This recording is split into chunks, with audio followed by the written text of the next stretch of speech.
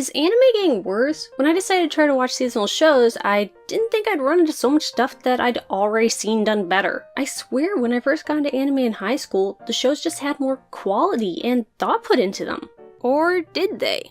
Memory and nostalgia are funny things. The farther you are away from something and the more often you recall it, the less accurate your recollection is. That's why witness testimony in legal matters are so unreliable. And that goes for how good that one show you watched as a kid was. You know those moments when you're showing someone your favorite movie from a few years ago and slowly come to realize that it wasn't as dope as it was back then? I mean when you also remove the inherent anxiety of trying to share media with people who matter. In times like these, you realize that your favorite stories were always not that good. Not so much that you simply missed aspects of it previously, but because it was your first of its kind, you weren't aware of the stock tropes in it or that the ideas it explores have been well tread and better handled. This is a major reason why I'm constantly returning to my favorite works and will not voice my opinion on them if it's been long enough for me to not feel confident in what I said previously. For instance, I remember loving Azumanga when I was in school, but had to determine 5 years later if it still held up for me.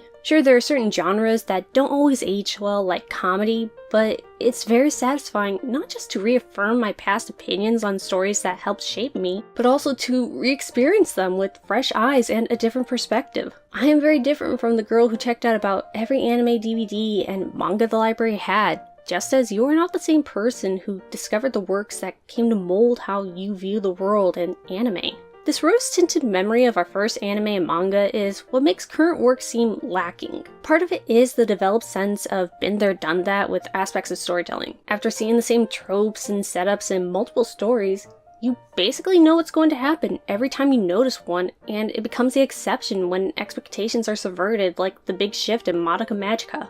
That's why I got bored with Zombieland Saga after watching episode 3. I started to see the show becoming the same work hard and achieve our dream narrative that I've experienced many times. This was my first ever idol anime, and yet I felt that I already knew the deal as so many scenarios that I was familiar with elsewhere appeared, and the anime seemed uninterested in exploring its most unique element, the zombies. My interest in Zombieland Saga has been renewed a bit now that it's digging into the characters and their histories, making them less of simple archetypes in a quirky yet paint-by-numbers story. But that doesn't distract from how generic episodes 3 through 5 were. Actually, if I wasn't hoping to make a video on it, I would have dropped the show after episode 4. Maybe would have jumped back in to see what the hype was about with episode 8. Or maybe instead I'd be filling my time with consistently good shows like That Time I Got Reincarnated as a Slime or Ms. Vampire Who Lives in My Neighborhood. Now, having familiar elements isn't bad. It can actually be really exciting to see such well-known tropes or structures get bent into new shapes. I've seen many stories about humans falling for vampires. I can name quite a few shows where a person from Earth solves the troubles of a fantasy-like world. I'm well acquainted with characters who feel that they shouldn't try because all they do is fail. Hell, I don't even need to leave my mind to find someone like that. But what makes Ms. Vampire, Slime, and Zombieland Saga different, though they incorporate these basic building blocks, is that they try to do something unique with each. They try to expand on our understanding of these cutouts and how they can be used in narratives. I've always wondered what would happen to someone's personality if you removed their life experiences, and to see that done to the Debbie Downer archetype character is one of my favorite things about Zombieland Saga right now.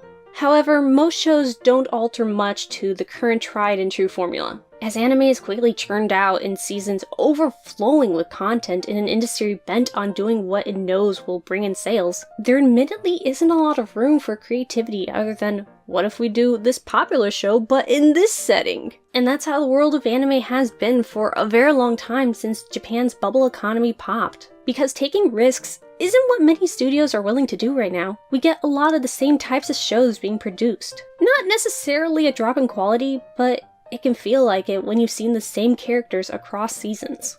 And going back to what I brought up earlier, there's also the sensation of seeing your first exposure of common features of anime as being their best implementations because they were new at the time. Because of this, every time you encounter those tropes again, you'll be comparing them to how you felt experiencing them for the first time. But the new instances will never be able to compete unless you have spectacular recollection, which is highly unlikely. So with every season when you find another isekai anime, you'll always find it lacking in comparison unless it does something subversive or different enough to not be comparable to the others you've seen. Again, that's why I revisit my past favorites, to make sure that my baseline for good media actually holds up to the standards I've developed. I don't want to be turned away from quality shows because I remember praising others more than they actually deserve. There's an argument to be made that anime is not evolving and is hardly improving as a medium in its current state. Actually, Digibro already made that point in better words than I could have said on the topic. But it's not getting worse. Stagnation is not decay. Even though I won't consume every manga and anime in my reach like I did in school, it's not a sign of better days flown away, just that I have less tolerance for non-innovation and less time to spend on giving everything a try simply because it has a new title. So YouTube does a terrible job from making sure you see videos from the creators you actually want to follow. Even if you're a subscriber, you're not guaranteed to see the videos you subscribed for. I'm looking at you, bell notification. So if you actually want to follow the work I put out, use this Discord invite code. There you can keep up with my content stream, talk to me in my NotAVampyre crypt, and if you still want to follow me on Twitter, you can find me at NotAVampyre. Thank you very much for consuming this video, and until next time.